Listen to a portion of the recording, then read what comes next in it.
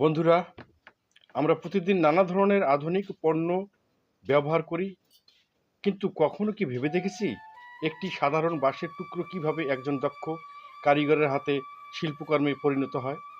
আজকের এই ভিডিওতে আমরা দেখাবো বাঁশ দিয়ে তৈরি এক অসাধারণ হস্তশিল্পের সম্পূর্ণ প্রক্রিয়া। শুরু থেকে শেষ পর্যন্ত প্রতিটি ধাপেই রয়েছে কারিগরের অভিজ্ঞতা, ধৈর্য এবং নিখুঁত দক্ষতার ছাপ। প্রথমে নির্বাচন করা হয় উপযুক্ত বাঁশ। সব বাঁশ দিয়ে এমন কাজ করা যায় না। বয়স, শক্তি এবং নমনীয়তা বিবেচনা করে বেছে নেওয়া হয় সেরা বাঁশগুলো। এরপর সেগুলোকে নির্দিষ্ট মাপে কেটে প্রস্তুত করা হয়। এরপর শুরু হয় সবচেয়ে গুরুত্বপূর্ণ কাজ। বাঁশ চিরে সরু ও সমান ফালি তৈরি করা হয়। এই ধাপটি অত্যন্ত সতর্কতার সঙ্গে করতে হয়, কারণ সামান্য ভুল পুরো নকশাটাকেই নষ্ট করে দিতে পারে।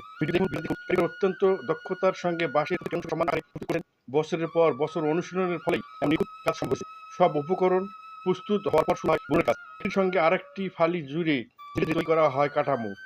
দেখতে সহজ মনে হয়, বাস্তবে কাজটি ততটাই জটিল। প্রতিটি গাঁট এবং প্রতিটি সংযোগ রয়েছে সূক্ষ্ম হিসাব। ধীরে ধীরে সাধারণ বাঁশের ফালিগুলো একটি সুন্দর আকৃতি নিতে শুরু করে। কারিগরের হাতের ছোঁয়ায় তৈরি হয় মজবুত এবং আকর্ষণীয় নকশা। এখানেই বোঝা যায় হস্তশিল্প শুধু একটি পণ্য নয়, এটি একটি শিল্প। ভিডিওর শেষ অংশে আমরা দেখতে পাই তৈরি পণ্যের শক্তি ও ব্যবহারিক দিক পরীক্ষা করা হচ্ছে। কারিগর নিজেই এর উপর দাঁড়িয়ে দেখাচ্ছেন এর স্থায়িত্ব এবং বহন ক্ষমতা।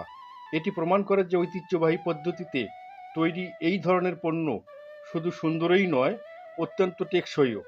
বর্তমান যুগে যখন যন্ত্র নির্ভর উৎপাদন দ্রুত বাড়ছে, তখনও পৃথিবীর বিভিন্ন প্রান্তে এমন অসংখ্য কারিগর নিজেদের দক্ষতা ও পরিশ্রম দিয়ে ঐতিহ্যকে বাঁচিয়ে রেখেছেন। তাদের এই কাজ শুধু জীবিকার মাধ্যম নয়, বরং একটি সংস্কৃতি ও ইতিহাসের ধারক।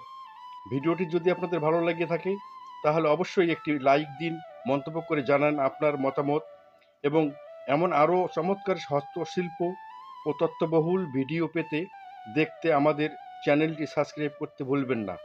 ধন্যবাদ সবাইকে। আবারও দেখা হবে নতুন কোনো ভিডিও নিয়ে। সে পর্যন্ত সুস্থ থাকুন, ভালো থাকুন। আজকে এই পর্যন্তই। দেখা হবে আবার অন্য কোনো ভিডিওতে।